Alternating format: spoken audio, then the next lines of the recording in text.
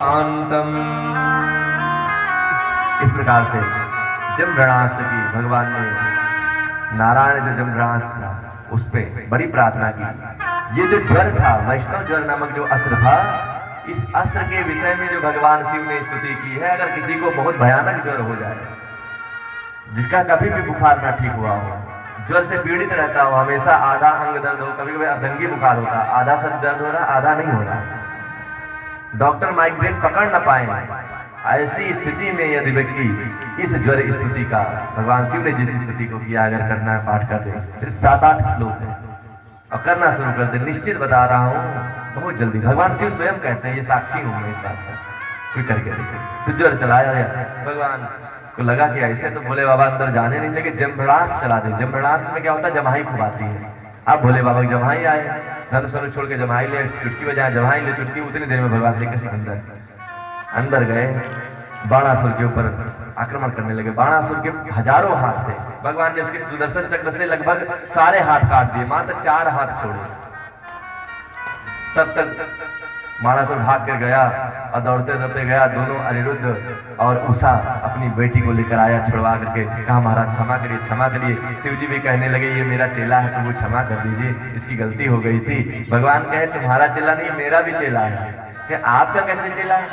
कहने लगे ये भक्त प्रहलाद का पोता है, भक्त प्रहलाद के जो पुत्र हुए विरोचन, विरोचन के बलि के ये पुत्र है, तो ये महाराज प्रहलाद का पौत्र है, इसलिए मैंने प्रहलाद को वचन दिया था कि तुम्हारी पीढ़ी में मैं किसी का वध नहीं करूंगा, इसलिए मैं बाणासुर को भी नहीं मार सकता था। भगवान अपना वचन ध्यान दिला करके वहां से लेकर के अनिरुद्ध को चले आए। एक दिन भगवान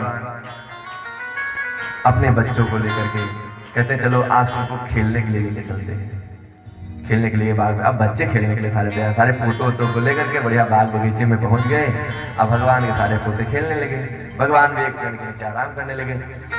बच्चों ने उठाया, गेंद फेंका, वो चला गया कुआं में। अब कुआं में गिरा जैसे, तो बच्चों ने देखा बहुत बड़ा विशाल गिरगिट, इतना बड़ा गिरगिट तो कभी देखे नहीं थे। देखा, महाराज जी को बताया, महाराज के चलो देखते हैं कहाँ है गिरगिट। देखे तो गिरगिट बहुत बड़ा था। भगवान ने उसको बाहर खींचा और जैसे छुआ वो राजा बन गया। राजा बना तो पूछने लगे महाराज ये बताओ तुम कौन हो, अपना परिचय दो। तो नेग नामक जो वो राजा था हाथ जोड़ के कहने लगा महाराज नेगो नाम नरेंद्रो हम इच्छाकुतनया प्रभो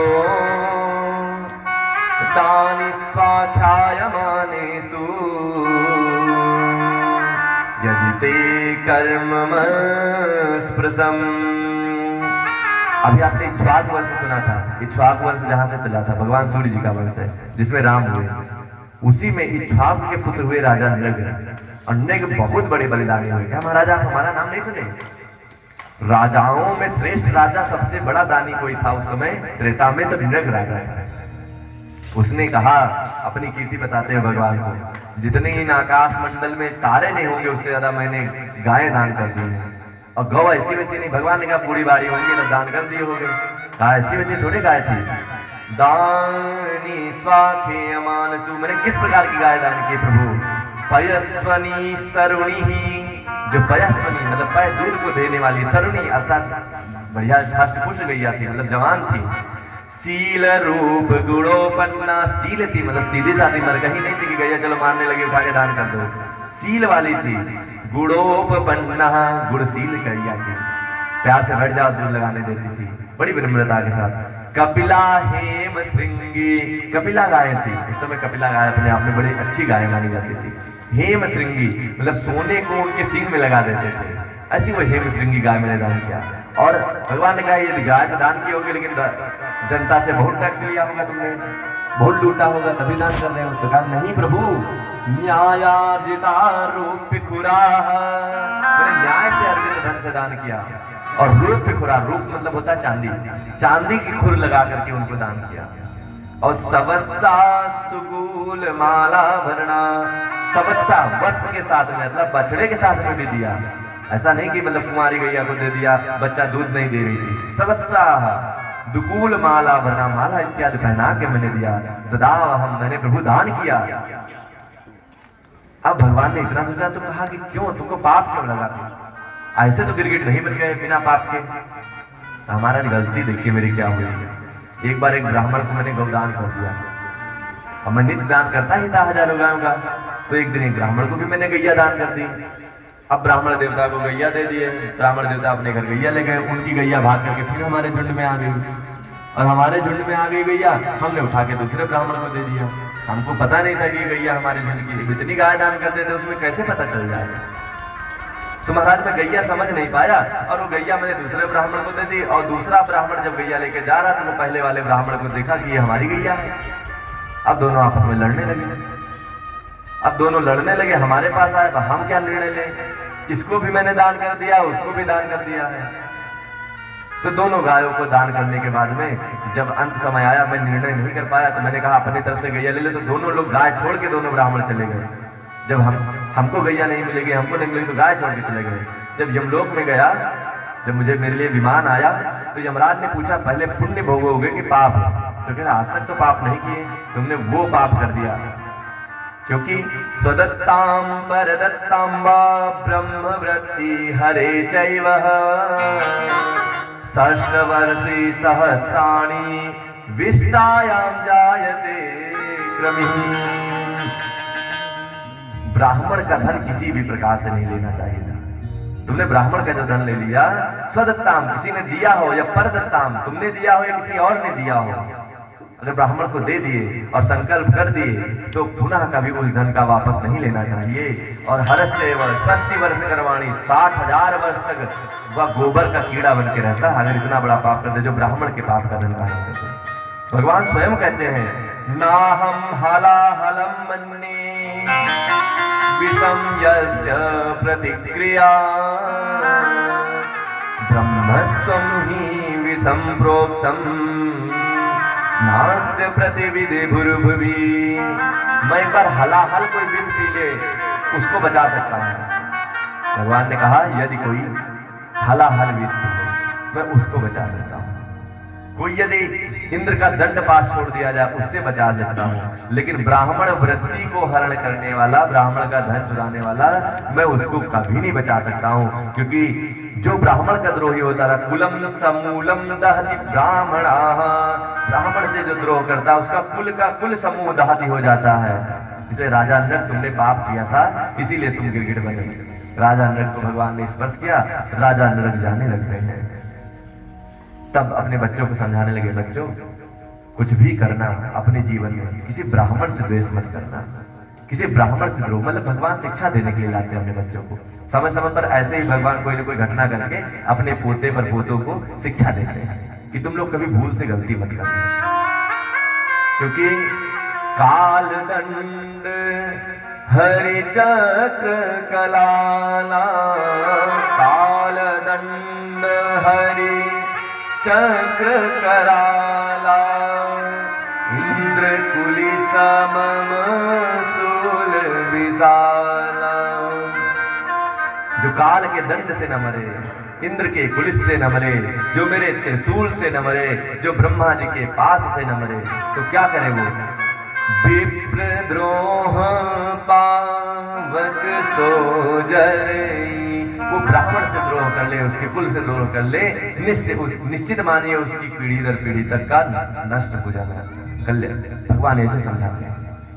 भगवान वहां समझाने लगते हैं। तब सूत जी के मतलब सूत जी वहां शौनक आदि से प्रश्न करते हैं। इधर परीक्षित जी कहने लगे, महाराज आपने जितनी कथा बताई अभी तक वह सब भगवान श्री कृष्ण की ही गुण गाए हैं, कुछ बलदाऊ भैया का बताइए, उन्होंने भी कुछ काम किया हुआ है कि नहीं, उनके भी थोड़ा बल के विषय में बताइए।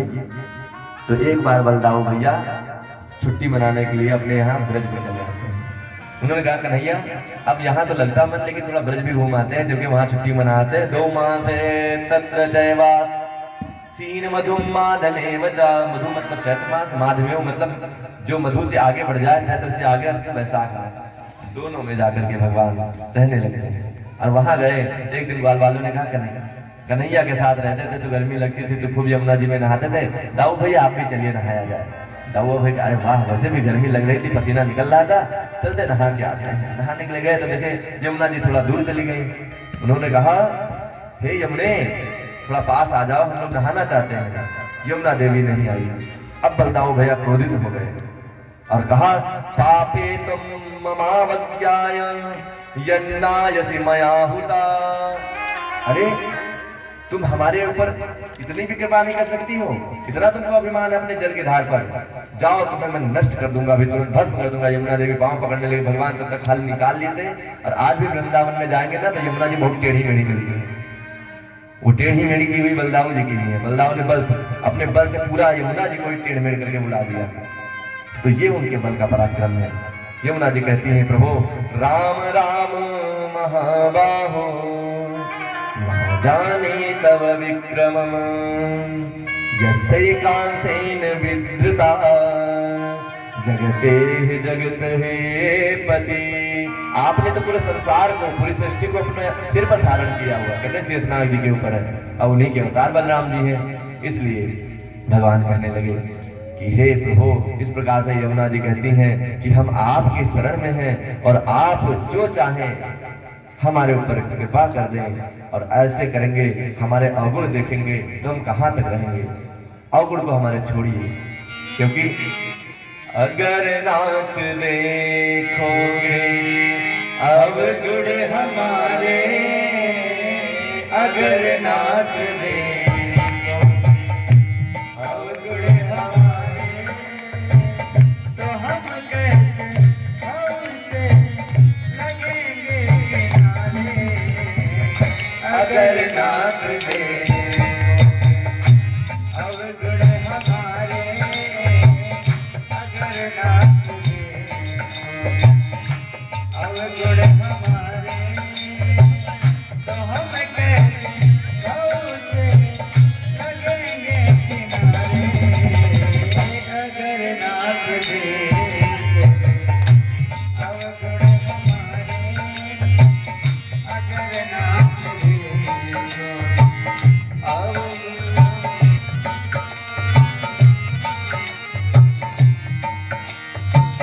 हमारे लिए क्यों तेरे किए हो, हमारे लिए क्यों तेरे किए हो, हमारे लिए क्यों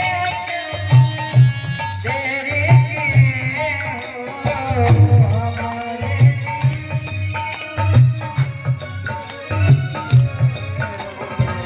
हमारे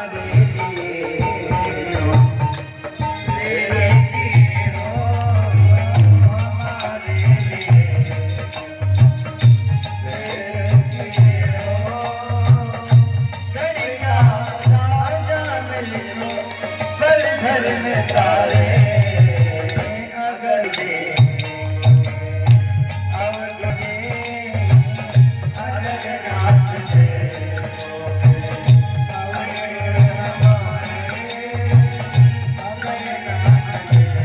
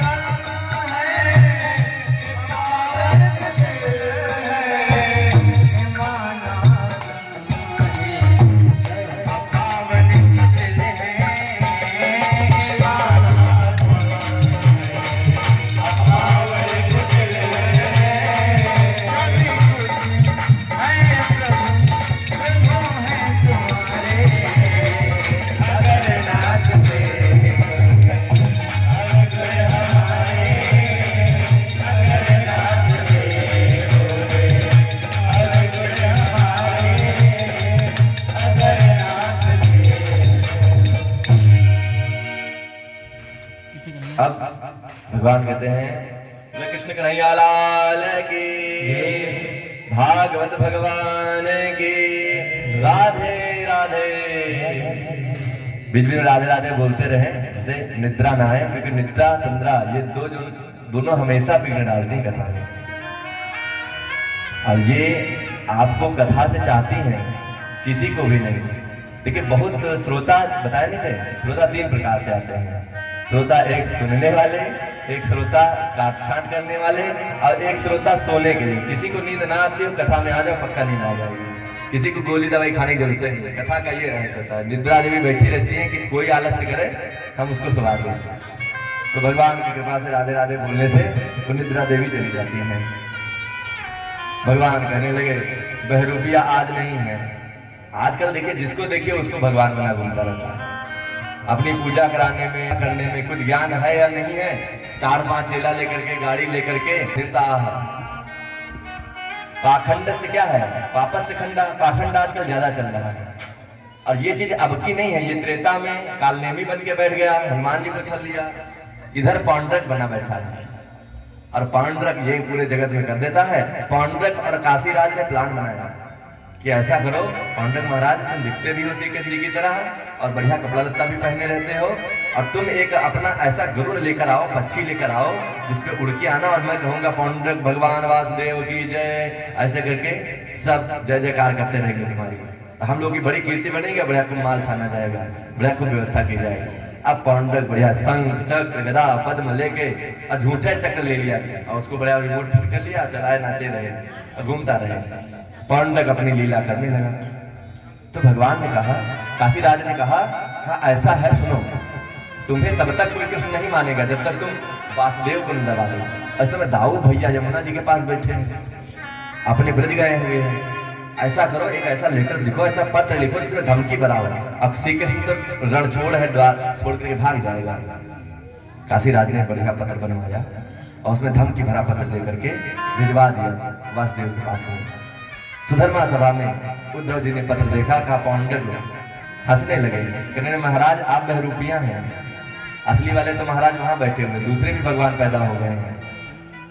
ऐसे कह के कहा कि जयम पांडुरंगम वासुदेवाय, हे कृष्ण तुम मेरा जयकार करो और बोलो पांडुरंग वासुदेव मैं हूं। ऐसा धमकी दिया, वासुदेवो अवतीर्णो हमें एव ना चापरः भूतानामानुकंपार्थम तुम इच्छा वेदम त्यज। पांडुरंग ने पत्र में लिखा कि जगत का नियंता मैं हूँ, जगत का पालन मैं करता हूँ, और तुम बहरूपिया बन के बैठे हो रणछोड़, तुम मुझे वासुदेव कृष्ण कहो वरना तुम्हारे यहाँ आक्रमण कर दूंगा।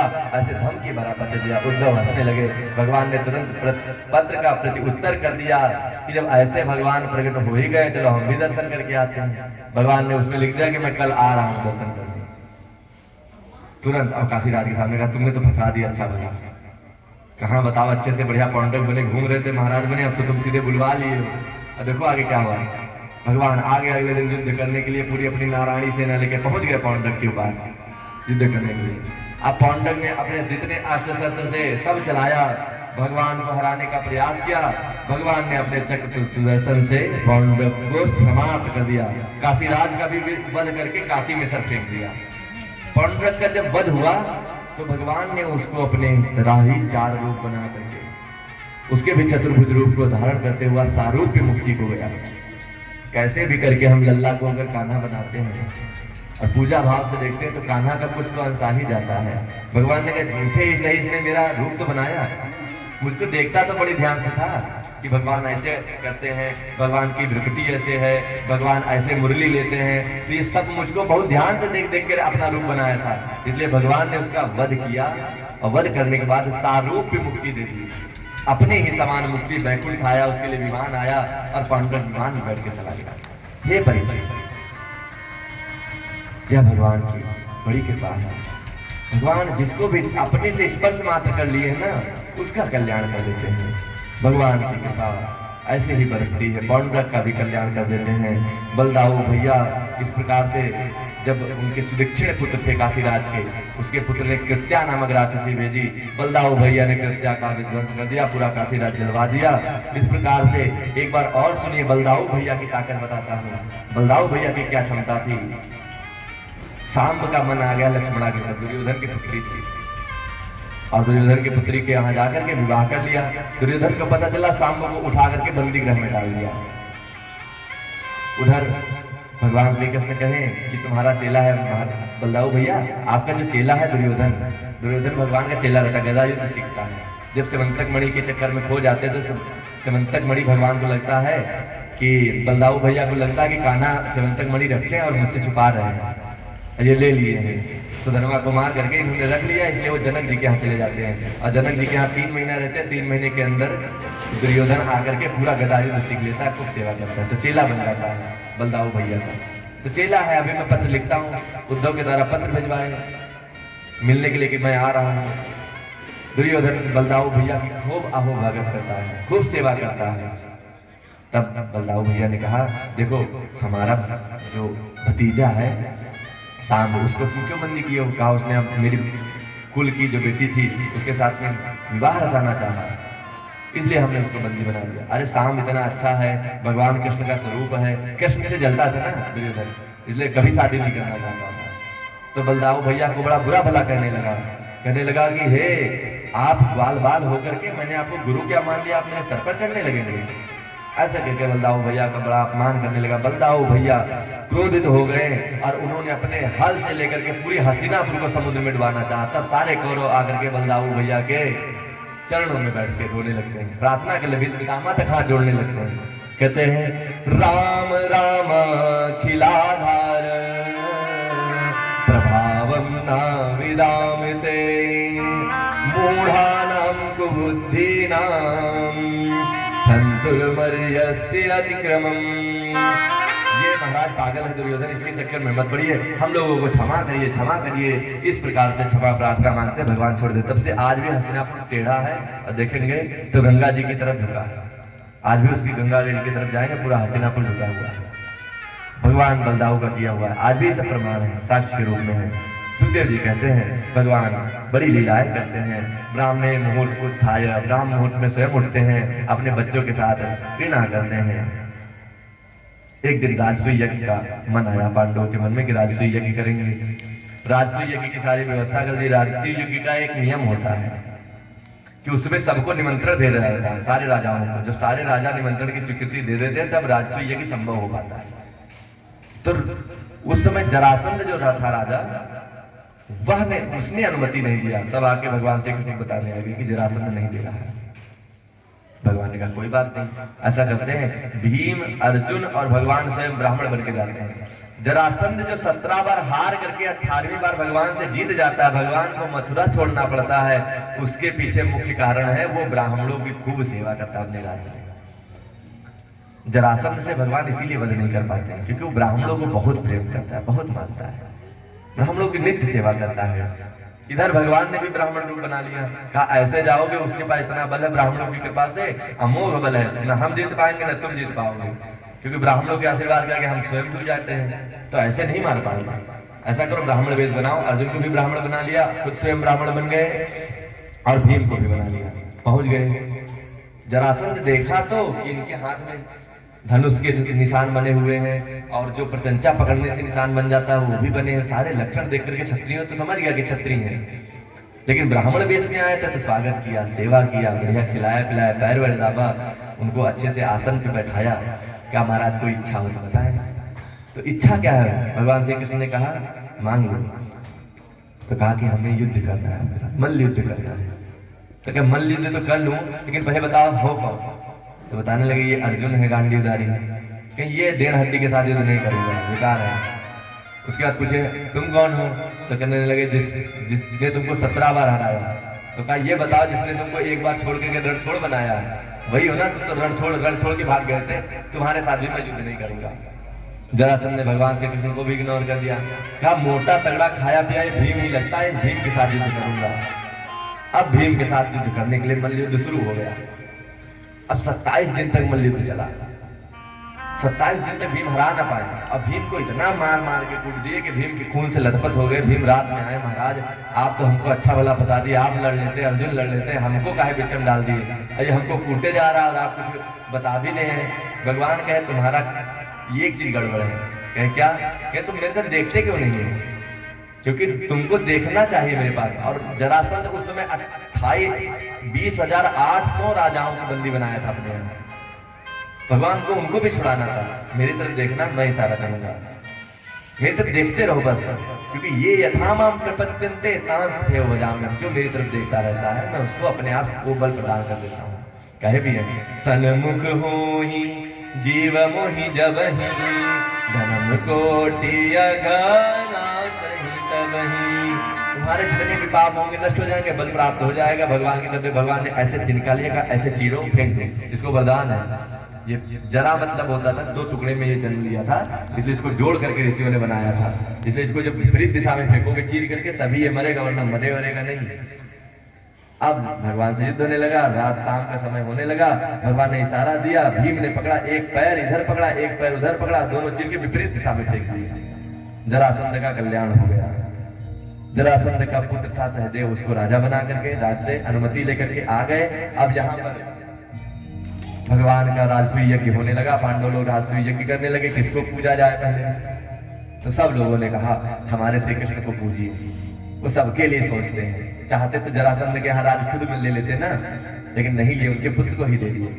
तो सहदेव ने अनुमति दे दी, जो जरासंध का पुत्र था। तुरंत भीष्म पितामह ने भी अनुमोदन दे दिया, हाँ ठीक है, राजसूय यज्ञ में सबसे पहले पूजा भगवान श्री कृष्ण की होगी। शिशुपाल भी बैठा था। शिशुपाल ने कहा इस छलिया को तुम लोग पहले पूजा कराओगे? रणछोड़ को, दूसरे पत्नी को अपहरण करने वाला। रोज भगवान को 100 गाली देता था। जब से पत्नी हरण कर ले गए थे तब से रोज गाली देने लगा, भगवान को खूब गाली गलौज करने लगा। तो अर्जुन खड़े हो गए मारने के लिए। तुरंत कुछ और राजा भी खड़े हो गए साथ में। शिशुपाल को बोलने की अभिव्यक्ति है, वो अपना विषय रख सकते हैं, अपनी बात रख सकते हैं। ऐसे करके शिशुपाल की तरफ 2-4 लोग और खड़े हो गए। अब शिशुपाल ने भगवान की बात मानी नहीं, गाली देता रहा।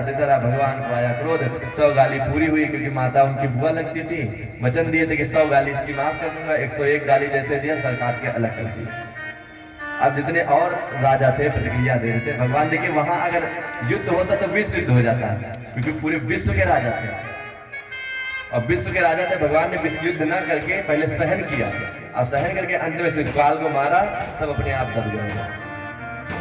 ऐसे ही जब भी कभी राष्ट्र की रक्षा करनी पड़े तो विवेक से काम लेना चाहिए। पहले सहन करिए, और फिर जब ज्यादा अति हो जाए तो एक का संहार कर दिए, 10 देखने वाले अपने आप भाग जाएंगे। भगवान ने शिशुपाल का वध कर दिया, क्योंकि बहुत ज्यादा सरलता भी ठीक नहीं है। हमारे ऊपर बार बार कोई आता है, आक्रमण करता रहता है, कहता रहता है, बार बार सहन करते हैं। लेकिन भगवान ये भी कहते हैं सठे साठ्यम समाचरेत, जब दुष्टता ज्यादा बढ़ जाए तो तुरंत उसका इलाज कर देना चाहिए। भगवान ने शिशुपाल को मारा। अन्य राजा भी डर के बैठ गए, महाराज जो हो रहा होने दो, बीच में ज्यादा मत बोलो, वरना हम लोगों को भी सर ऐसे कटा मिलेगा। सारे राजा प्रार्थना कर लिए, रसमें यज्ञ बिल्कुल विधिवत रूप से हो गया। अब वहीं पर द्रौपदी ने दुर्योधन को देख के हंसा, भीम ने हंसा, द्रौपदी का चिरहरण हुआ और महाभारत हुआ। महाभारत में भगवान पांडवों के साथ रहे और पांडवों को विजय प्राप्त करा दिए। बोले श्री कृष्णचंद्र भगवान की जय। बोले भागवत महापुराण की जय। चलिए भगवान के चरणों में प्रणाम करते हुए हम लोग भगवान की कथा का आगे सुनते हैं। भगवान को यह जीवन समर्पित करते हैं। जीवन समर्पित करते हुए प्रार्थना करते हैं कि प्रभु जीवन है तेरे हवाले, मुरलिया वाले। जीवन है तेरे हवाले, मुरलिया वाले। जीवन है तेरे हवाले, मुरलिया वाले। जीवन है तेरे हवाले, मुरलिया वाले। जीवन है तेरे हवाले, मुरलिया वाले। वो मुरलिया वाले, मेरे मुरलिया वाले, जय हो मुरलिया वाले, मेरे मुरलिया वाले। जीवन है तेरे हवाले, मुरलिया वाले।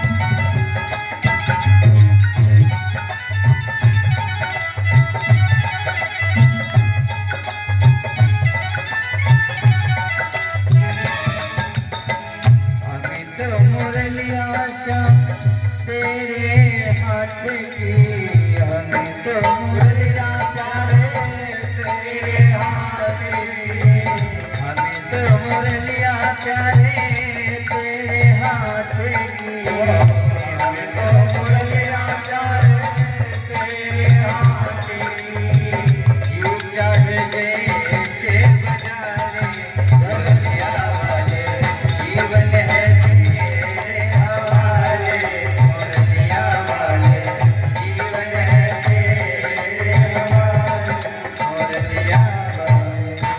बोले मुरलिया वाले की, कृष्णचंद्र भगवान की। जो 7 दिन से कथा नहीं सुने हैं आज सुन लेंगे तो आदिरंतेन संहिता। आज की कथा सुनने से उनको 7 दिनों की कथा का पूर्ण तो नहीं लेकिन फल मिल जाएगा। तो कहते नहीं अंत भला तो सब भला। तो आखिरी कथा की संपूर्ण रूप से अगर विधिवत आपने सुन लिया तो अभी तक जो नहीं सुन पाए हैं उन सबका भी फल आपको मिल जाएगा भगवत कृपा से। सुखदेव जी के मन में प्रश्न आ गया, प्रभु ये बताइए, आप कहते हैं कि भगवान दीन बंधु हैं, तो हम ये सुनना चाहते हैं कि भगवान दीन बंधु कैसे हैं? कोई दीन को बंधु बनाए हैं? हम उन दीन बंधु की कथा सुनना चाहते हैं, किसी दीन व्यक्ति को अपना बंधु बनाए। भगवान कहते हैं ठीक है। उसके पूर्व एक कथा सुनिए। कहने लगे एक गांव था, बड़ा अच्छा संपन्न गांव था, वहां पर संपन्न लोग रहते थे, लेकिन कभी कथा में कभी पहली बार भाग। एक काशी से पंडित जी बढ़िया भागवत पढ़ के आ रहे थे ट्रेन से, और ट्रेन में कुछ चोर मिल गए, और चोरों ने वहां गए वो अपना वॉशरूम और सब लेके भाग गए। अब ना पंडित जी के पास टिकट, ना रुपया, ना बैग, खाली बचा क्या पोथी छोड़ गए वही भागवत वाली। भागवत का महात्मा था, भागवत की पोथी छोड़ दी। अब छोड़ती बेचारे पोथी लेके क्या करें, खाने पीने। टीटी आया, पूछा, कहा महाराज जी टिकट कहाँ, टिकट कहाँ? चोर चुरा ले गए। कि झूठ बोलते, तुम जैसे लोग यही करते हैं। टीटी बीच रास्ते में उतार दिया। अब ना रुपया है, ना पैसा है, मोबाइल चलता नहीं था, परेशान हो गए, अपना पोथी लेके, हे भागवत भगवान हमारी रक्षा करिएगा। अब भागवत लेकर के चल दिए। सोचे आसपास कोई गांव होगा, वहां भागवत सुनाऊंगा, कुछ रुपया मिल जाएगा, कुछ खर्चा पानी तो मिल ही जाएगा भागवत सुनाने से। पहुंच गए गांव में पंडित जी के पास। पंडित जी जिंदगी में कभी कथा नहीं कराया, उस गांव में कभी कथा तक नहीं हुआ था, पूजा भी नहीं, समझिए किसी को पता ही नहीं था भागवत क्या होता है। अब पहुंच गए पंडित जी ने, पंडित जी को बताया, कहा यहाँ भागवत कोई नहीं सुनता, भागवत क्या चीज है? पंडित जी को भी नहीं पता। तो कहने लगे एक है महाराज, गांव प्रधान जी हैं, उनको चल के बताते हैं, वो समझ में आ गया तो तुमको थोड़ा बहुत कथा तो सुन लेंगे, जो कराना होगा करा करके तुमको कुछ दक्षिणा दे देंगे। गए प्रधान जी के पास, प्रधान जी ने कहा भगाओ यहाँ से, कोई कथा वथा थोड़ा सुनाना है, फालतू सबको तुम बटोर लाते हो पंडित जी। तब तक बच्चे आ गए, बच्चे खेल लेते, उनको लगा भागवत मतलब कोई मदारी वाला आया है, अब उनको लगा मदारी वाला खेल दिखाएगा। बच्चे कहने हमको भागवत देखना है, देखना है, देखना है, ताली बजा के रोने लगे। तो कहे जल्दी जाओ पंडित जी, तुरंत भागवत की तैयारी करो, हमारे बच्चे आ रहे हैं, हम लोग भी आ रहे हैं। पंडित जी गांव के बाहर एक चट्टा था, उसी किनारे बैठ गए। अब भागवत का बड़ा बढ़िया बढ़िया करने लगे। तब तक वो प्रधान जी आए, अरे पंडित जी अभी तक तो भागवत नहीं खोले, जल्दी भागवत खोलो, नहाओ। कि महाराज नहा धो लें, तेरी पूजा वूजा कर ले, साधना वाधना कर ले, फिर भागवत सुनाएंगे।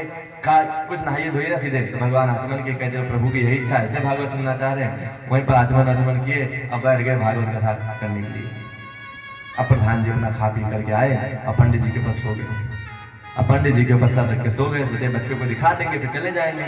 पंडित जी को कहे अरे मेहमान उठो उठो, भागवत कथा चल रही है, ओम गणेशाय नमः ओम वेद पुरुषाय नमः ऐसा करके कथा सुनाना शुरू किए। अब प्रधान जी के हमको सोने दो, जो पंडित जी को किया, अब पंडित जी के मार दिए फट दे, बार बार कहा डिस्टर्ब कर रहे हो, हम सो रहे थे अच्छी बयान में। अब पंडित जी कहे भागवत आगे जाए किनारे, ये यजमान होकर के अपने गुरु को मार सकता है आचार्य को। पंडित जी उसके 2 तमाचा मार दिए। अब होने लगा मंदिर। अब गांव वाले सब कहे इकट्ठा भागवत शुरू हो गई भागवत मतलब वो यही जान गए कि मार कर है। अब पटकी अरे भागवत बहुत तेज से देखने अब सब भीड़ लग गई, सबको लगे भागवत हो रही है। कभी जाने तो थे कि भागवत मतलब कथा होती है। उन लोग लगता भागवत महारानी चढ़ गई होंगी इनके ऊपर। अब मार होने लगा, मार पीट होने से पहले देवी देवता ज्यादा चलते थे। अब दोनों मान ले, पंडित जी भी कहें इतने दिन ब्रह्मचारी बना, इतना दूध पिया, आज दिखा ही देते हैं, रोज खूब कथा सुना दी। भगवान पंडित जी लेकर के एक तलवा बनाए थे, जिसमें पहले लोग गेहूं रखते थे, गड्ढा बना करके कूटते थे, उसमें पानी भरा था, उसी में ले गए। पंडित जी उठा के पटकने लगे, कभी वो पटके कभी ये पटके। अब पंडित जी को गुस्सा आया, उठा करके प्रधान जी को खूब जोर से पटक के सीने बैठ गए। दोनों पत्नी महारानी, उनकी पत्नी आ गई, बेटी बहू सब आ गए। अरे पंडित जी छोड़ दीजिए, हे भागवत महारानी हमारे पति को छोड़ दीजिए, जो कहो ले लें, जो कहो दान कर दें, पर महारानी हमारे पति को छोड़ दो। ऐसे करके सब गांव वाले कहने हाँ भैया भागवत महारानी बहुत देख लिए भागवत, अब छोड़ दो। कोई गैया कहे देने के लिए कोई। तो पंडित जी का ऐसे भागवत महारानी नहीं छोड़ेंगी, जाओ अपने घर से रुपया लेके आओ, पहले जाओ सीधा उधार लेके आओ। अब सब भैया रुपया पैसा सीधा लाके रखने लगे, कोई 500 कोई 1000 ऐसे पंडित जी का मतलब भर हो गया है। तो उन्होंने कहा भागवत महारानी देखो हमरे ऊपर भी चढ़ी हैं और ऐसे छोड़ी है ना, तो प्रधान को वही छोड़े कुएं में यहाँ, और उसके बाद बाहर निकले, बाहर आए, रुपया बटोर कहे हमरे ऊपर, हमको जो देखेगा समझ लो भागवत महारानी लौट पड़ी है उनके ऊपर। अब वो चल दिया आगे आगे, कोई देखे ना। अब उधर प्रधान जी पड़े, उनको कोई ना निकाले, उनके घर वाला सीढ़ी डाले, पता नहीं हमरे को भागवत महारानी में चढ़ जाए। ऐसा करके प्रधान जी को किसी तरीके से निकाले। आइए मूर्खों के गांव में कोनो तरीके से भागवत हो गई। पंडित जी का देखिए भागवत भले पोथी ले गए, खोले तक नहीं, लेकिन उनका व्यवस्था बन गया। वो भागवत महारानी की ही कृपा रही। जहां मूर्ख से मूर्ख लोग होते तहां भी भागवत अगर पहुंच जाए तो कुछ ना कुछ तो कल्याण हो ही जाएगा। उसका भी अहंकार मर्दन हो गया। तो प्रभु दीन बंधु कैसे हैं? परीक्षित जी कहे दीनों के कैसे बंधु हैं, जो दीनहीन है उनके कैसे बंधु हैं? तो जो परीक्षित जी कहते हैं उससे ज्यादा न कहते हुए मैं प्रत्यक्ष आपको बताऊं कि भगवान दीन बंधु कैसे हैं। मेरे पिताजी स्वयं, एक सत्य घटना मैं अपने खुद का ही बताऊं। पिताजी स्वयं ही थोड़ा सा पहले पुलिस विभाग में थे, तो काम वाम करते थे। पिताजी के जो पिताजी थे बाबा जी, उन्होंने गांव का खेत बाड़ी छोड़ने के लिए कहा खेत बाड़ी देखो कहाँ नौकरी वोकरी करोगे, उस जमाने में छोड़ छाड़ के चले आए। हमारे जो पिताजी की सगी माँ थी, उनका देहावसान होने से बाबा ने दूसरा विवाह किया। और दूसरा विवाह किया तो पिताजी से विवाद होने लगे। जब और बच्चे हुए तो पिताजी रातों रात पूरा घर छोड़ करके चल गए। वहाँ की सारी संपत्ति भूमि भवन हम लोगों को उठाया, डाला में पटका, 3 लोग थे हम लोग, सबको लेकर के रातों रात लखनऊ आ गए। ना यहाँ कहाँ रहने की व्यवस्था, ना खाने की व्यवस्था, ना कुछ। लेकिन भगवान भाई इतना उनके मन में एक रहता था बात कि हाँ कोई ब्राह्मण साधु सन्यासी अगर घर के बाहर से भी निकल जाए तो बैठा के अपने हिस्से का खाना का उठा के दे जाए। कोई पूजा पाठ गायत्री मंत्र साधना कभी उतना करते नहीं थे, लेकिन इतना जरूर करते थे कि ब्राह्मण संतों की सेवा जरूर उनके मन में रहती थी। बच्चों की सेवा हमेशा करते थे अपने घर का। आए लखनऊ में आए, किसी तरीके से रोड पे हम लोग बिना मतलब समझे कुछ लेटे ऐसे सो गए रात में। सुबह उठे, भगवान की कृपा हुई, एक आदमी फार्म हाउस था उसका, शर्मा मिश्रा थे वो, उनके फार्म हाउस में कुछ रहने वाले लोग नहीं थे। पिताजी को बुला पकड़े और कहने लगे, कहने कितनी देर से देख रहा हूँ बैठे हो, कुछ रहने उन्हें पूछा, परिचय दिया, क्या संबंध, उसको अच्छा लगा, गाड़ी में बैठाया और अपने फार्म हाउस बिल्कुल जंगल में घनघोर, जहाँ घर है वहाँ बहुत घनघोर जंगल होता था, जहाँ एक चिड़िया तक न रहे, वहाँ हमारे पिताजी हम लोगों को छोड़ आया। और वहाँ दिन में भूत दिखे, इतने भयानक भयानक जंगल, एक छोटा सा शिव जी का मंदिर। रहने लगे किसी तरीके से वहाँ 2-3 साल जीवन यापन किए। किसी तरीके से थोड़ी जमीन लिया गया, पिताजी लिए, आगे घर बन गया। लेकिन ये काम था उनका, हमेशा वो चाहे 10 भी कमाते तो भारत तो वर्षों का त्योहार, पर्वों का त्योहार है ही, तो कुछ ना कुछ अपने रिश्तेदार नातेदार ब्राह्मण हमारे गोसाई थे, गोसाइयों को बुला के खिलाते रहते थे। अब भगवान उसी कृपा से करते करते भूमि भवन 3000 स्क्वायर फीट का फिर वहीं घर लिए, बन गया, व्यवस्था बन गया। वो भगवान की कृपा से धीरे धीरे सारी व्यवस्था हो गई। जब शुरुआत कथा का किए तो इसी गांव क्षेत्र में 2 रुपये कथा करते थे भगवान की। 2 रुपया या 10 रुपया मैक्सिमम मिलता था, हम भी बैठे रहते थे, मैक्सिमम बहुत मिलता था 10 रुपया और थोड़ा सीधा, उसी से व्यवस्था अपना चला। और पूरा दिन एक कथा पिताजी सुनाते थे तो बड़े प्रेम से सुनाते थे, कुछ और काम था नहीं, तो कथा सुनाना शुरू किए, धीरे धीरे सीखे, तो कथा सुनाते बड़ा प्रेम से एक एक दिन निकाल देते और जो मिलता लेके आते, और हफ्ता नहीं बीतता कुछ ना कुछ भंडारा है, कुछ ना कुछ कर देते। यही उनका नियम बना रहा। हम थोड़ा बड़े हुए तो हमको कहे कि एक आश्रम बना था, जहाँ आप गए थे छप्पर तना था, हमको ड्यूटी दे दिए, कहने लगे जब जाना स्कूल तो पहले यहाँ झाड़ू लगा के जाना, हम स्कूल जाए तो पहले वहाँ जाए झाड़ू मारे, और झाड़ू मार के गुरु जी को प्रणाम के तो मिश्री और मुनक्का दे दिया जाए, कहीं खाते रहे, झोपड़ी में रहते। ऐसे सेवा हमारी लग गई, लगभग 6 महीना ऐसे करते गए। अब गुरु जी अकेले बताने लगे बेटा तुम बाहर के चले जाते हो, लेकिन हमको खाने के लिए कोई नहीं था उस समय।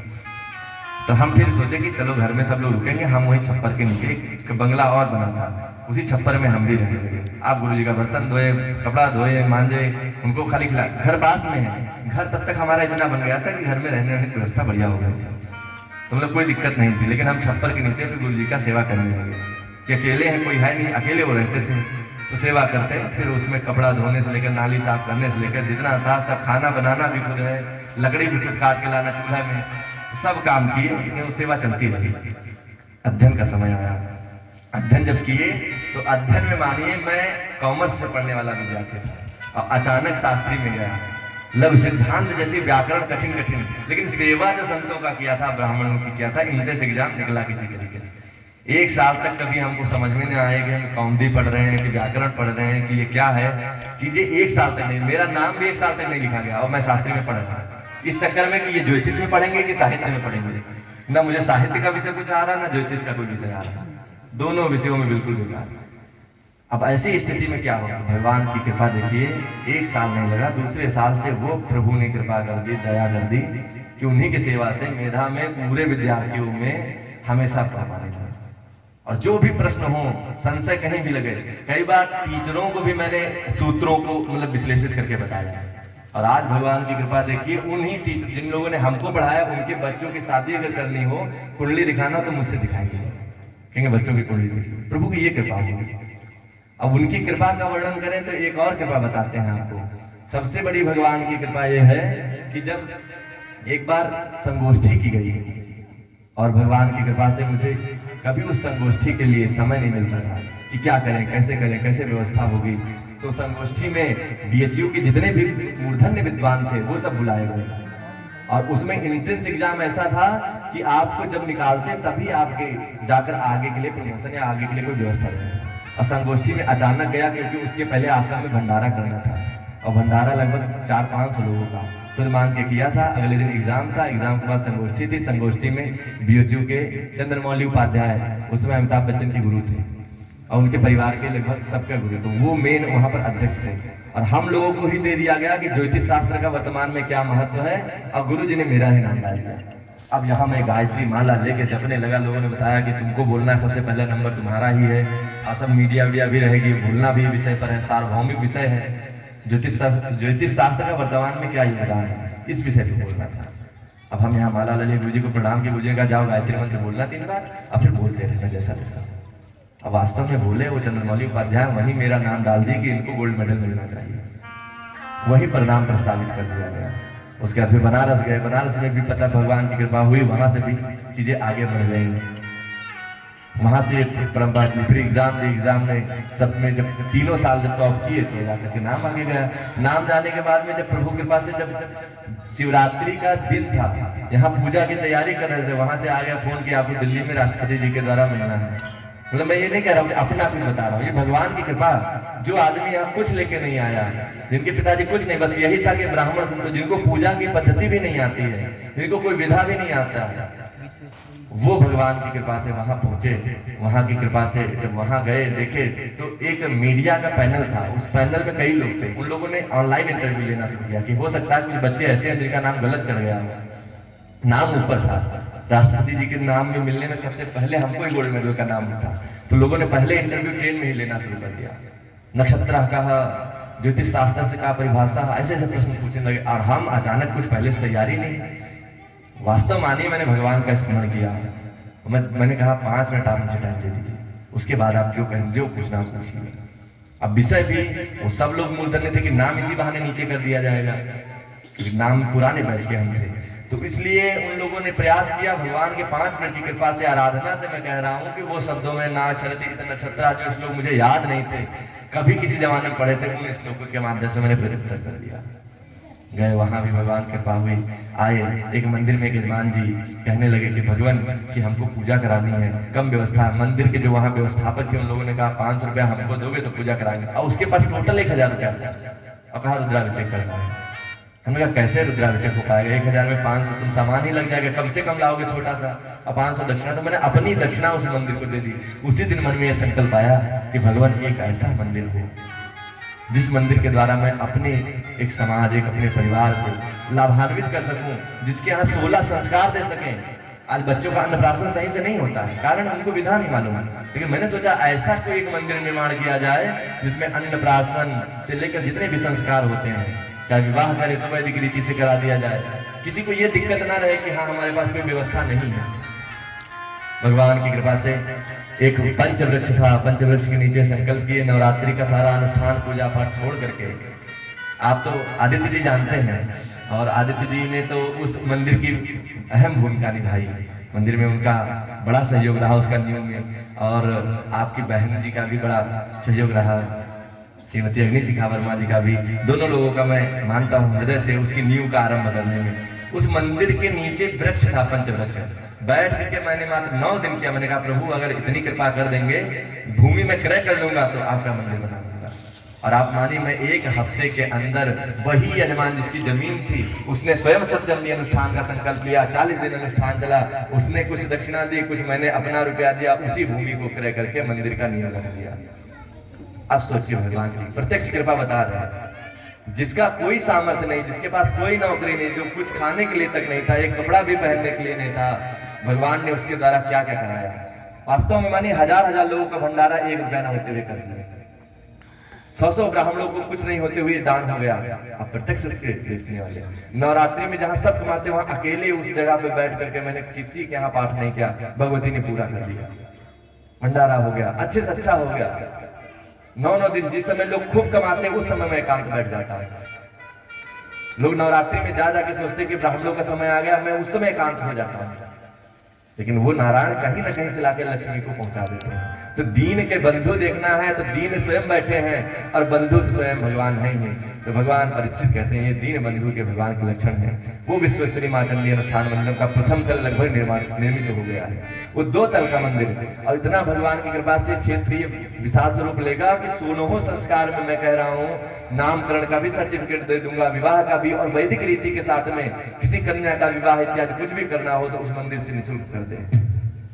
यहाँ तक व्यवस्था रखा हूँ। और वास्तव में वो ट्रस्ट ऐसा बनाऊंगा, व्यास मंत्र से कह रहा हूँ कि लोगों का ट्रस्ट उस पर बिल्कुल रहेगा। ट्रस्ट बना के लोग अपनी आजीविका देखते हैं, लेकिन ट्रस्ट का मतलब होता है समाज के ट्रस्ट को रखाए रखना, बचाए रखना। तो वह ट्रस्ट का मूलभूत स्वरूप कुछ ना कुछ तो बनी रहा है, और उसमें आप लोग तो जड़ से ही जुड़े हैं। स्वरूप आएगा तब भी आप देखेंगे, अभी वो पौधा है तब भी आप देख रहे हैं, और कल विशाल वृक्ष बनेगा। ये दीन बंधु की कृपा है, ये भगवान की कृपा है। भगवान कहने लगे सुदामा जी की चरित्र। परिचित जी कहते हैं ये चरित्र विशेष सुनिएगा। ये चरित्र इतना विशेष है कि भगवान की भक्ति और भगवान का त्याग की पराकाष्ठा उस लेवल तक बता देते हैं कि आपको अनुभव हो जाएगी। परिचित जी को सुनाते हैं सुखदेव जी। कृष्णस्याति सखा कश्चिद ब्राह्मणो ब्रह्मवित्तमः विरक्त इंद्रियार्थेषु प्रशांतात्मा जितेन्द्रियः। कृष्णस्याति सखा कश्चिद। भगवान सुखदेव जी ने 2 लोगों का नाम नहीं लिया, एक तो कभी राधा रानी का नाम और दूसरा कभी सुदामा जी का नाम। जो श्रेष्ठ लोग होते हैं, हमने कहा था कल, आत्मा नाम गुरुर नाम नामाति कृपणश्च श्रेयस्कामो न गृहणीयात्। कभी भी अपना कल्याण चाहने वाले को अपना नाम नहीं लेना चाहिए। मैं ये जो अपना नाम बोल बोल के कहते हैं मैंने ये कर दिया, मैं ये चाहता तो ये कर देता। अपना नाम, आत्म नाम, गुरु और नाम, कभी गुरु का नाम नहीं लेना चाहिए। और ना अतिकृपणश्चा, कभी जो बहुत कंजूस आदमी हो, जो कभी दान न करता हो कि नजर में, उसका भी नाम नहीं लेना चाहिए, पाप लगता है। और श्रेयस काम हो, अपनी पत्नी का भी नाम नहीं लेना चाहिए, पत्नी का भी नाम न भूलें। पत्नी को पति का नाम, पति को पत्नी का नाम, और ज्येष्ठ पुत्र का भी नाम नहीं लेना चाहिए। ये शास्त्रीय विधा के अनुसार नाम। तो भगवान ज्येष्ठ मानते हैं सुदामा को। सुदामा का नाम नहीं, उनके लिए क्या देते हैं, उनके लिए विशेषण इतना दे देते हैं। जैसे कहते हैं ना मुख्यमंत्री जी आ रहे हैं, अब ये थोड़े जरूरी कहना कि योगी जी आ रहे हैं। अब मुख्यमंत्री भी कह देंगे तो भी योगी जी आ रहे हैं, प्रधान जी कह देंगे तो भी योगी जी। तो आस्पद जो होते हैं, विशेषण जो होते हैं, वो विशेष को इंगित करते हैं। विशेषण दिया कृष्ण से सखा, कृष्ण के सखा हैं। ब्राह्मणों ब्रह्मविद्या, ब्राह्मणों में भी जो ब्रह्मविद्ध हैं, ब्रह्म ज्ञानी हैं। जितेंद्रिय, जो अपनी इंद्रियों पर सर्वदा विजय प्राप्त करने वाले। प्रशांत आत्मा, शांत कह देते तो शांत में अशांत आ सकता है, लेकिन पूरा उपसर्ग लगा करके प्रशांत करके कह दिया कि प्रसन्न रह के जो शांत रहते हैं, अशांत नहीं रहते, उनके अंदर शांति आ ही नहीं सकती। ऐसे संतोषी ब्राह्मण हैं जो सब में अहम सर्वेषु भूतेषु भूतावस्थित सदा सर्वदा रहते हैं। लेकिन उनकी पत्नी को सुखदेव जी ने दरिद्रा कहा। दरिद्रा सीदमानसा वेपमाना भिगम्य चा। सुदामा कभी दरिद्र नहीं थे, बस उनके पत्नी के मन में रहता था परिवार चलाना। देखिए, एक विरक्त बन करके और समाज की सेवा कर देना ये थोड़ा सरल है। एक विरक्त बन करके पूजा कर लेना, थोड़ा घर द्वार छोड़ करके चलो पूजा कर ले, ये थोड़ा सरल है। लेकिन घर में रह के पत्नी परिवार को देख करके भी धर्म करना ये बहुत कठिन है। वास्तव में जो सदगृहस्थ होता है उससे बड़ा कोई धर्मात्मा नहीं हो सकता। पत्नी परिवार को लेकर चल रहा, अपने वंश को बढ़ा के चल रहा, लेकिन फिर भी धर्म कर रहा है, वास्तव में वही सदगृहस्थ है, वही पूजनीय है। सुदामा पूज्य है। पत्नी कहती है दरिद्रो यव संतुष्टः, पत्नी के पास धन नहीं है, व्यवस्था नहीं है, घर में खाने के लिए नहीं है, 6-6 दिन बीत जाते हैं, बच्चे हैं भूखे रहते हैं, खाने का अनाज तक नहीं है। लेकिन तुरंत कहते हैं पत्नी से, कहते हैं कि ऐसा मानो व्रत है और बच्चों को धर्म सिखाओ, धर्म करें, प्रारब्ध से जो भोग में होगा तो मिल ही जाएगा। कभी धन के लिए मत दौड़ाओ अपने बच्चों को, धर्म कराओ। हमेशा ज्ञान देते हैं। कभी तीसरे की चापलूसी नहीं, कि विद्वान है भाई, ब्रह्मविद है, जाए किसी राजा की प्रशंसा करें, किसी राजा के चरणों में जाकर उसका भाट बन जाना होता था पहले। भाट मतलब उसका जो श्लोक बना बना के राजाओं को सुनाते थे और प्रशंसा करते थे, ऐसे ब्राह्मणों का बड़ा रुपया मिलता था। कई लोगों ने कहा भाट बन जाएगा, कहा अगर मुझे कीर्ति ही गाना है तो मैं अपने कृष्ण की कीर्ति गाऊंगा, किसी मनुष्य की नहीं। सुदामा ऐसे महात्मा है। एक दिन भगवान ने देखा सुदामा की गरीबी की चरम सीमा आ गई है। 15-15 दिन बीत जा रहे, घर में खाने के नहीं, बच्चे कृपण कृषक हो गए हैं। भगवान स्वयं साधु वेश में आए और कहने लगे भिक्षाम देहि। सुशीला निकली, सुदामा की पत्नी का नाम है सुशीला। सुशीला मैया निकली और रोने लगी, प्रभु भिक्षा में क्या आपको दे दें, हमारे पास दरिद्रता है। भगवान ने कहा मैं एक ही घर भिक्षा मांगता हूँ और एक ही घर से जो मिल जाता है उससे ले लूंगा, तुम्हारे पास जो हो वो दे दो, दरिद्रता है तो दरिद्रता ही मुझे दे दो। भगवान ने दरिद्रता ही भिक्षा में ले ली और कहा कि तुम्हारे पति का नाम क्या, सुदामा ही है ना? अरे सुदामा वही है ना जिनके मित्र श्री कृष्ण है। आप तुरंत सुशीला के कान खड़े हो गए, अरे मेरे पति के मित्र भगवान श्री कृष्ण द्वारिकाधीश जो जगतपति चक्रवर्ती सम्राट है वो है। यहाँ हमारा थोड़ा सा परिचय भी कहीं पता चला विधायक मंत्री से होता है तो गांव में बताने, तुम जानते नहीं हमारा परिचय कितना बड़ा है। मंत्री जी को बोलेंगे तुम्हारा घर तुरंत नाली वाली सब बंद करा देंगे। जानबूझ के लोग अपना परिचय बताने लगते हैं। लेकिन सुदामा का देखिए महानता, आज तक किसी ने बताया कि हमारे चक्रवर्ती धर्म सम्राट गोपालक विप्रपालक महान भगवान श्री कृष्ण हमारे मित्र हैं। इसलिए नहीं बताया कि हमारे कृष्ण हमारे भक्ति के स्वरूप है, वो जनाने के स्वरूप नहीं, छिपाने के स्वरूप है, छपाने के नहीं है। कभी नहीं बताया। एक दिन घर से भिक्षा उक्षा मांग के आए, कुछ मिला तो था नहीं। पत्नी ने कहा अहो महाराज सेवा की, आज तक आपने नहीं बताया कि आपके मित्र श्री कृष्ण है। अरे तुमको कौन बताया? एक महात्मा आए थे वेश बना करके, अब वो कहने लगे कि हमने बड़ा नाम सुना है सुदामा और कृष्ण की दोस्ती के विषय में, और उन्होंने बताया। तो कहने लगे ना ब्रह्मन् भगवतः सखा साक्षात् श्रियःपते ब्रह्मण्यश्च शरण्यश्च भगवान् सात्वत दर्शभः।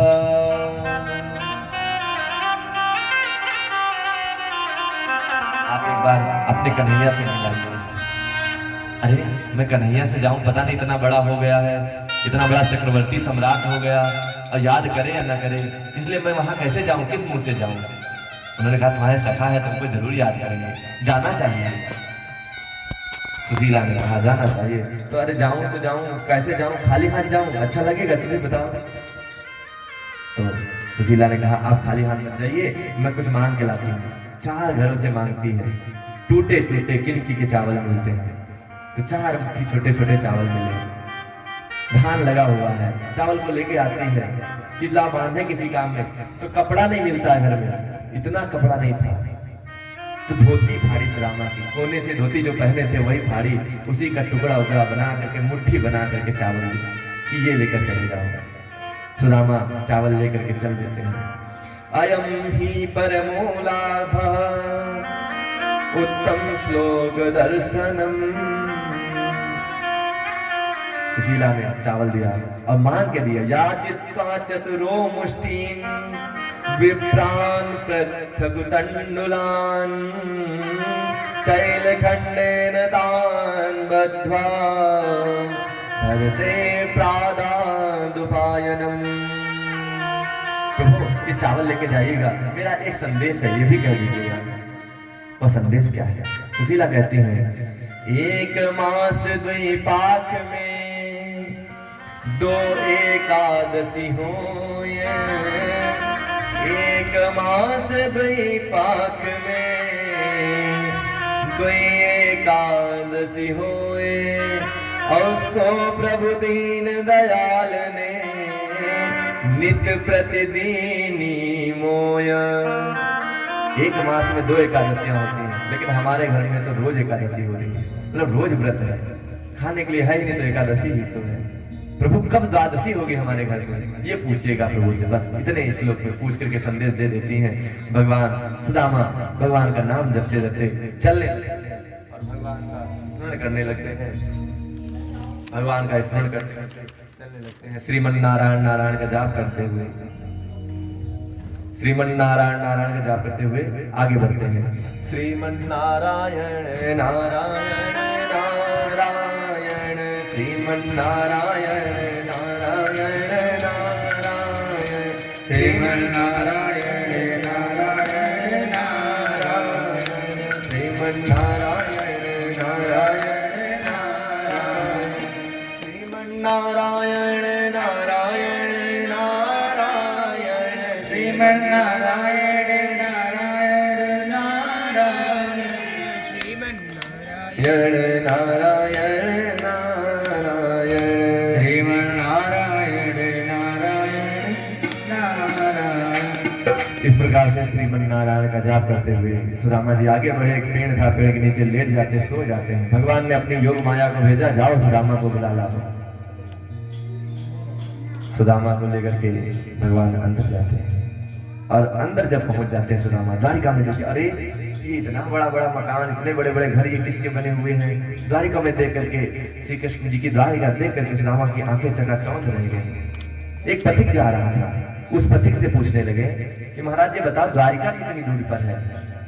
कहे द्वारिका, अरे आप द्वारिका में ही खड़े हैं प्रभु, ये द्वारिका ही है। अच्छा ये द्वारिका है, तो हमारा कन्हैया कहाँ मिलेगा। कहे कौन कन्हैया? अरे उसको कृष्ण भी कहते हैं, लेकिन मैं प्यार से बचपन से उसको कन्हैया कहता हूँ, कृष्ण नहीं कहता हूँ। अरे महाराज आपको पता नहीं, द्वारिकाधीश को यहाँ कितना सम्मान से बोला जाता है। उनको कहा जाता है अनंत श्री समलंकृता छत्रपति राजा मूर्त धर्म चक्रवर्ती सर्वेश्वर स्वातंत्र गो विप्र प्रतिपालक विश्ववंद श्री श्री महाराजाधिराज द्वारिकाधीश श्री कृष्णचंद्र महाराज की जय।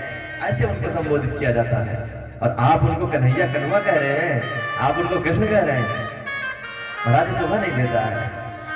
चलिए आपको लगता है ये जो आप खड़े हैं ना घर, यहीं से भगवान श्री कृष्ण जी का दरबार शुरू हो जाता है। ये जो 16,108 दिख रहे हैं ना, लाइन से भगवान के हैं। जाइए आपको द्वारपाल रोकेंगे नहीं कि भगवान गो विप्र प्रतिपालक है, क्योंकि भगवान कहते हैं विप्रधेनु सुर संत हित लीनि मनुज अवतार निज इच्छा निरमित तनु माया गुण गोपाल। भगवान विप्रधेन और सुर संत हित हैं, इसलिए आपको कोई नहीं रोकेगा। आप जाइए प्रभु, आगे बढ़िए। सुदामा आगे बढ़ते जाते हैं, देखते जाते हैं, इधर जाते हैं उधर देखते हैं, चलते चलते आगे पहुंच गए। रुक्मणी जी के भवन में पहुंचते हैं। रुक्मणी जी के भवन के पास द्वारपाल देखते हैं। महाराज प्रणाम, किससे मिलना है? अरे मेरा कृष्ण अंदर है। द्वारपालों को पता था कि भगवान से ब्रह्मा जी भी मिलने आते हैं, कभी देवता भी मिलने आते हैं, गंधर्व किस रूप में आ जाएं। इसलिए द्वारपालों ने देखा फटी लपटी भकुटी सब एकदम ऊट पटांग बने, पैजामा भी फटा है, पगड़ी है नहीं, कोई माला है नहीं, एक धोती है उसमें भी कितने छेद हैं, और छोटी सी पुटकी दबाए हुए हैं। ये भगवान से कौन है? लेकिन भगवान की लीला भगवान जाने, हमको क्या है, हम अंदर जाकर के बता देते हैं। वो जाकर के भगवान को अंदर बताने लगते हैं। किसी से पगाना धगा तन में प्रभु जान गुआही बसे के ग्रामा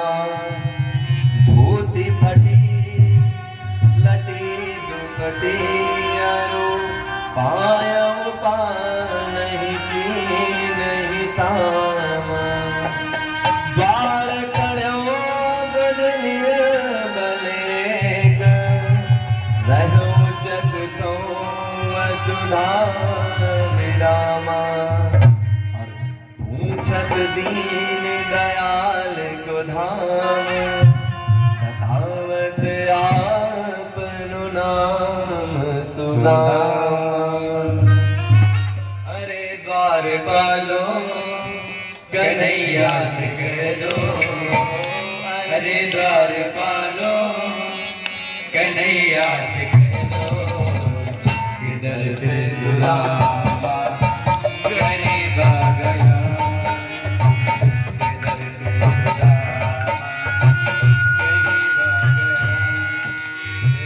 भटकते भटकते न जाने कहाँ से भटकते भटकते न जाने कहाँ से तुम्हारे करीब आ गया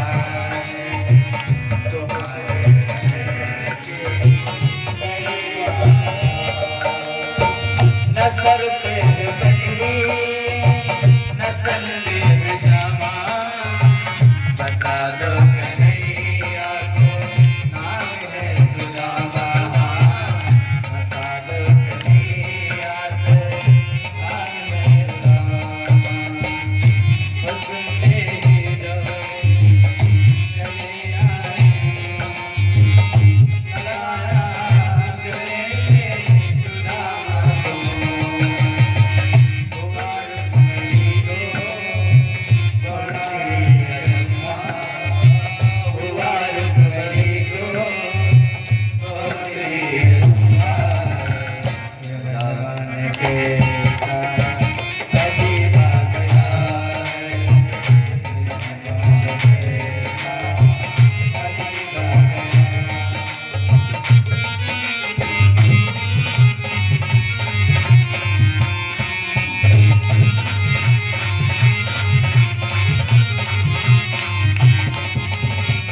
बराबर में अपने सुदामा बैठाए चलिया सुबोध जाने बुलाए चलिया सुबोध जाने बुलाए बराबर में अपने सुदामा बैठाए चलिया सुबोध जाने बुलाए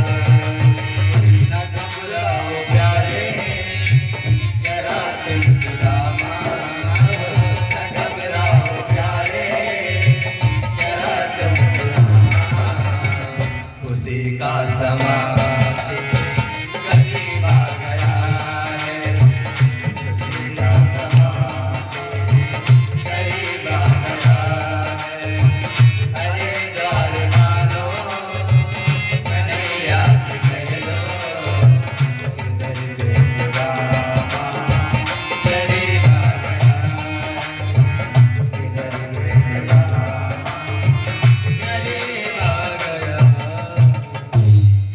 ज्यों ही द्वारपाल आके बताता है कि हमने ब्रह्मादि देवताओं को सुरगणों को बहुत आते हुए प्रभु आपके दरबार में देखा लेकिन कभी ऐसा नहीं देखा कि इतना कोई दरिद्र और इतना कोई दीनहीन आया हो। वो अपना नाम सुदामा बता रहा और आपको अपना मित्र बता रहा। भगवान सिंहासन से कूद पड़ते हैं और भागने लगते हैं। इधर सुधन्मा सभा के सारे मंत्री सारे दरबारी भगवान के पीछे पीछे भागने लगे। रुक्मणी को आश्चर्य हो गया, अरे प्रभु ये कौन आ गया, कौन इतना महान आ गया जिसके लिए भगवान स्वयं नंगे पैर दंड लगे। 7 दरवाजे पीछे भगवान सुदामा खड़े हुए थे। सुदामा के पास दौड़ते हुए पहुंचे, हे सुदामा कह के भगवान ने गले लगा लिया और खूब जोर से लगाया। सुदामा आत्मभोर हो गए, सुदामा मानो गदगद हो गए, न कुछ कहा जाए न कुछ बोला जाए, दोनों लोग कुछ क्षण के लिए खड़े रहे। भगवान ने हाथ पकड़ा, अरे परम मित्र चलो अंदर चलते हैं। भगवान अंदर लेके आने लगते हैं। अंदर लाते लाते अपने कक्ष में बैठाया और रुक्मणी से कहा जाओ पानी लेकर आओ। ये परम मित्र हैं, ये ब्रह्मवेत्ता हैं, सिद्ध कोटि के संत हैं, इनके चरण धुलना है मुझे। बैठाया सिंहासन पर, अपने सिंहासन पे बैठा दिया, जिसपे आज तक कोई नहीं बैठा था, उस सिंहासन पे ला करके सुदामा को बैठा दिया। सुदामा को बैठा करके चरण पकड़ लेते हैं। भगवान अपने पीताम्बर से चरणों की धूल को साफ कर रहे हैं, ऊपर से झाड़ रहे हैं। पीताम्बर को साफ करते करते भगवान ने अपना हाथ लगाया तो देखा कांटे चुभे हुए हैं, अनगिनत कांटे चुभे हुए हैं। सुदामा की दशा देख के भगवान रोने लगते हैं। एक एक कांटा निकालते हैं, रोते जाते हैं, कांटा निकालते हैं, रोते जाते हैं, और जितने कांटा निकालते हैं उतना आंसू गिरता है और सुदामा के पूरा चरण को धुल देते हैं। अपने आंसुओं से ही भगवान ने सुदामा के सारे चरण को धुल दिया। हे मेरे सुदामा, इतने दिन तुम कहाँ रहे, इतना देर क्यों लगा दिए, कितना कष्ट झेले, कितना तड़पते, तुम एक बार तो याद करते। तुम जैसा सखा पाना दुर्लभ मैं धन्य हो गया। ऐसे करके भगवान सुदामा के चरणों को धो रहे हैं अपने आंसुओं से। रुक्मणी जी जब तक जल लाती तब तक भगवान भाव विभोर होकर के अश्रु गंगा के रूप में सुदामा के चरणों को धुल डाला। सुदामा के चरणों को धुल करके भगवान ने वो जल दिया रुक्मणी को। रुक्मणी, ये जल लो, तुम पूरे घर में छीट दो, हमारा घर धन्य हो जाएगा, या पूरा राजमहल धन्य हो जाएगा। रुक्मणी जल को माथे से लगाती है, लेकर के पूरे राजमहल में छीट दिया।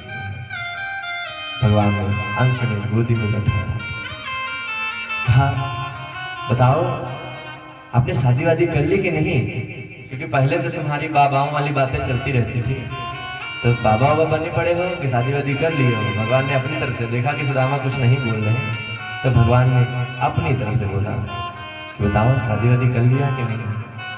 हाँ, मेरा विवाह हो गया है, मेरी एक पत्नी है और बच्चे भी हैं। पत्नी सुशीला, जैसा नाम वैसा, कभी कोई अपेक्षा नहीं करती। मैं कुछ कमाता हूँ, लाता हूँ, नहीं लाता हूँ, बस जो ले आता हूँ, एक चावल भी लाता हूँ तो उतने में वो खुश रहती है। कभी उलाहना नहीं देती है, कभी कहना नहीं जानती है, कभी उसने हमसे एक साड़ी तक नहीं मांगा।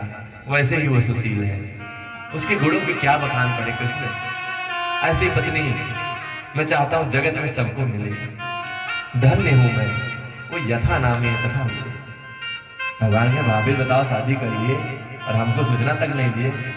अरे कृष्ण, कहाँ तुम कहाँ हम। भगवान का छोड़ो ये सब बातें, छोड़ो। ये बताओ भाभी अगर भेजी हैं तो भगवान पुनः फिर रोने लगते हैं, और ज्यों ही फिर रोने लगते हैं तो उसके पीछे कारण देखिए क्या है। उनको फिर वही कांटे याद आने लगते हैं कि हाय ये चरण कितने कष्ट दिले। आगे पूछते पूछते भगवान डूब जाते हैं और फिर रोते हुए स्मरण करने लगते हैं, मेरा भक्त कितना कष्ट, आज तक इतना कष्ट किसी ने झेला होगा, सिर्फ धर्म के लिए लड़ रहा है।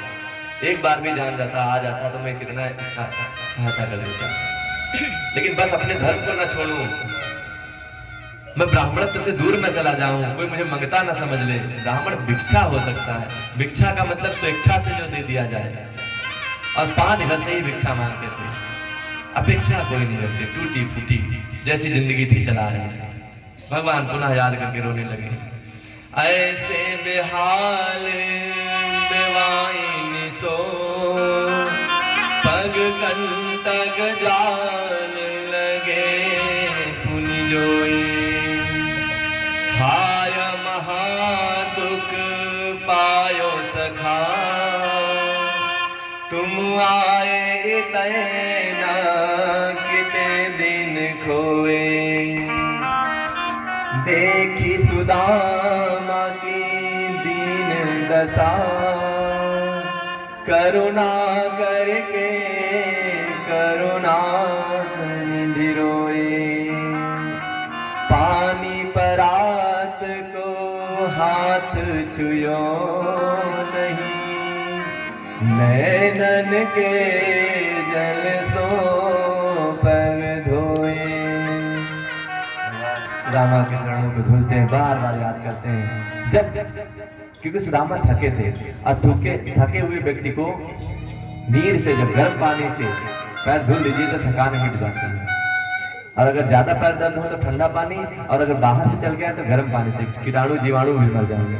तो भगवान रो रहे हैं, और रोते हैं तो गर्म आंसू निकल रहे हैं, और गर्म आंसू भगवान का इतनी देर कौन हीटर वीटर चलाएगा, रुक्मिणी जाएंगे उतनी देर में हमारे इनके इतना दर्द हो रहा है, कांटे निकाल रहे हैं, रोए जा रहे हैं, धोए जा रहे हैं, बीच बीच जब जब याद करते हैं तब तब रोते हैं। रुक्मिणी देवी परिचयत साक्षात, भगवान पूछने लगते हैं, सुदामा को बैठा करके कहने लगते हैं, सुदामा भाभी ने जरूर हमारे लिए कुछ भेजा होगा, जरूर कुछ खाने के लिए दीजिए, हमारे लिए भाभी ऐसा कर ही नहीं सकती कि कुछ ना दे। भगवान से बताने लगे, भगवान सुदामा कहने लगे, इतने बड़े राजशाह, इतनी बड़ी व्यवस्था रखने वाले, इनको चावल दूंगा टूटे फूटे तो कहेंगे महादरिद्र का दरिद्र ही बना हुआ है। सुदामा फुट के उसको दबाए और कहे, हम कुछ नहीं लाए हैं, हाँ पर कुछ नहीं कहा, तुम्हारे लिए कुछ नहीं है, देते ही नहीं। भगवान जान गए छिपा रहे हैं बार बार। भगवान से कहने लगे, अरे तुम्हारा हाथ भी तो दर्द हो रहा है, इतनी देर से पैर ही दबा रहा हूँ, ला तुम्हारा हाथ दबा दे। भगवान जबरदस्ती हाथ खींच के दबाए, गिरा फुट के, भगवान उठा के देख, अरे भाभी ने इतना दिया मुझे और तुम मुझे खिला ही नहीं रहे हो, अकेले अकेले खाना चाहते हो। भगवान ने तुरंत पोटली खोली, चावल दिखा, मुट्ठी में उठा लिया, और एक मुट्ठी चावल खा के उनको वो आनंद मिला जो कभी 56 भोग में मिला। वाह वाह, धन्य है भाभी, धन्य है भाभी। अंदर से आत्मा ही कह देती है कि इस एक मुट्ठी से एक लोग दान कर दिए। भगवान ने उस एक मुट्ठी चावल में एक लोग पूरा स्वर्ग की संपदा, वैकुंठ इत्यादि सब समझो देने के लिए तत्पर हुए। दूसरी मुट्ठी उठाए, रुक्मिणी ने रोक लिया, प्रभु रुकिए रुकिए, अकेले सब खा लेंगे, आपके मित्र की भाभी जी ने दिया तो हमारी भी तो कुछ लगे, और हम लोग भी एक एक चावल पा जाए, इसलिए छोड़ दीजिए। रुक्मिणी जी ने रोक लिया, हाथ पकड़ लिया, क्योंकि भगवान दूसरी मुट्ठी में अपना वैकुंठ देने वाले थे। रुक्मिणी को लगा अगर वैकुंठ देंगे तो ये भी सुदामा बन जाएंगे, इधर तो एक ही सुदामा है, बाद में ये भी सुदामा बन जाएंगे, सब इनको भी वही स्थिति आ जाएगी। रुक्मिणी जी ने रोक लिया हाथ, कहा इतनी 16,000 मतलब मनी मन कही, इतनी रानियां एक एक चावल देंगे खत्म हो जाएगा, सबको तो भाभी का प्रसाद मिलना चाहिए। रुक्मिणी ने चावल लिया, खुद खाने लगी।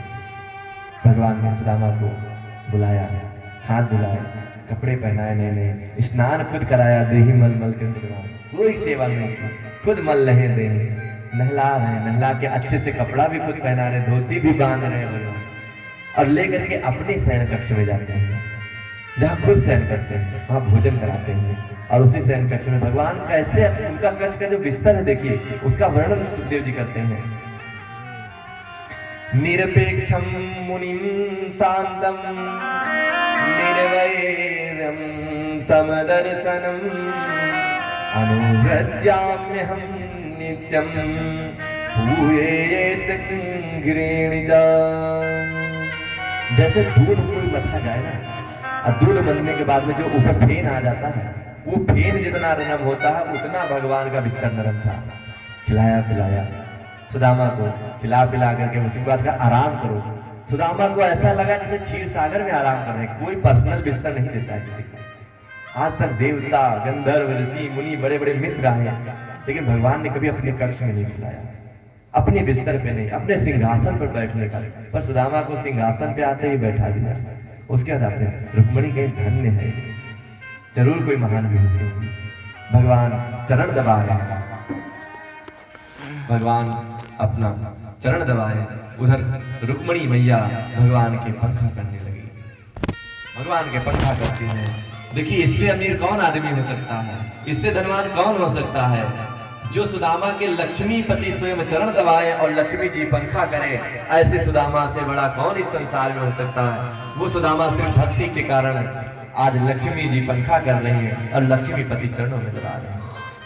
सुदामा की भक्ति देख देख करके सारे देवता निहारे, धन्य है प्रभु, धन्य है आपकी लीला। भगवान ने कहा देखो भैया, अब तुमने पूछ लिया, हमसे तो पूरा हाल चाल ले लिया, हमको खिलाओ पिलाओ, अब ये बताओ कि तुम्हारे कितनी पहले पता पत्नी उतनी है, शादी वादी किए। भगवान कहे कि हमारी शादी की सिर्फ मत पूछो। अरे तुमने तो, हमने तो चलो नहीं बुलाया, हमारे पास व्यवस्था नहीं थी कुछ खाने खिलाने की, तुम्हारी व्यवस्था करने की, लेकिन तुम्हारे पास तो देख रहा हूँ इतनी संपत्ति है, तुमने अपने विवाह में क्यों नहीं बुलाया। क्या महाराज हमारे विवाह का कभी डेट नहीं फिक्स हुआ, अचानक निमंत्रण पत्र आते गए, हम जाते गए, शादी होती गई, तो विवाह का तो ऐसा समय रहा। भगवान ने कहा कि ठीक है, हमको तो तुमने आशीर्वाद दे दिया, हमारी पत्नियों को दे दो। भगवान ने कहा कितनी पत्नियां हैं बता दो, उतनी हम दे देंगे। भगवान शर्माने लगते हैं। अरे बताऊंगा सुदामा से कि 16,108 है तो क्या सोचेगा। इसलिए भगवान अपनी अपनी पत्नियों को बुलाते हैं और सुदामा के चरणों में बुला बुला करके आशीर्वाद दिला देते हैं। भगवान ने अपनी पत्नियों को बुला करके कहा आशीर्वाद लो, ये महापुरुष हैं, श्रेष्ठ हैं, इनके आशीर्वाद से हमारा कुल खानदान सब तर जाएगा। पहले आती है रुक्मणी जी, रुक्मणी जी प्रणाम करती हैं। भगवान सुदामा कहते हैं पुत्रवती भव, सौभाग्यवती भव, पतिव्रता भव, ऐसे करके आशीर्वाद देती है। फिर सत्यभामा आती है, पुत्रवती भव, सत्यवती भव, सौभाग्यवती भव। ऐसे करते करते जब 10-5 पत्नियां हो गई, सुदामा जी थक गए तो धीरे धीरे भव भव करके ही आशीर्वाद दे दिए कि चलो सबका कल्याण हो। अब कृष्ण जी को बुला के पूछते बताओ यार तुम्हारी कितनी पत्नियां हो गई। कहीं 16,108। ऐसा करो इतना देंगे तो हमारी कमर टूट जाएगी। अब भगवान ने सबको मना किया, कहा तुम ही आशीर्वाद ले लो। भगवान कृष्ण को ही आशीर्वाद देकर सबका कल्याण कर देते हैं। अब इधर सारा व्यवस्था हो गया। भगवान से कहते हैं अब हमको अपने घर की ओर चलने दीजिए। भगवान रोकते नहीं है।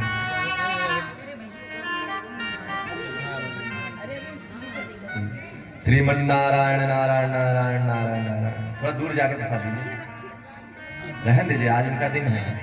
ओम आज खाने आई हैं, आज गो ब्राह्मण सब खाएंगे। ओम श्रीमन नारायण नारायण नारायण, श्रीमन नारायण